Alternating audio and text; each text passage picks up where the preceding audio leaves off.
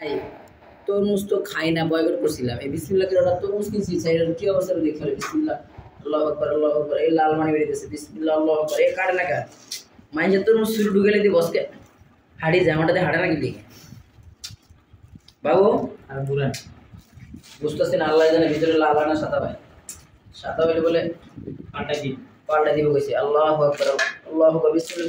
ওরে মাশাআল্লাহ মাশাআল্লাহ, সানা করতেছে তুমি পুরো মাশাআল্লাহ মাশাআল্লাহ। না বেটা যাক মিষ্টি হইছে না, তিতে হইছে, এটা কেমনে কমো খাই লই। বিসমিল্লাহ মা খাইলো বিসমিল্লাহ।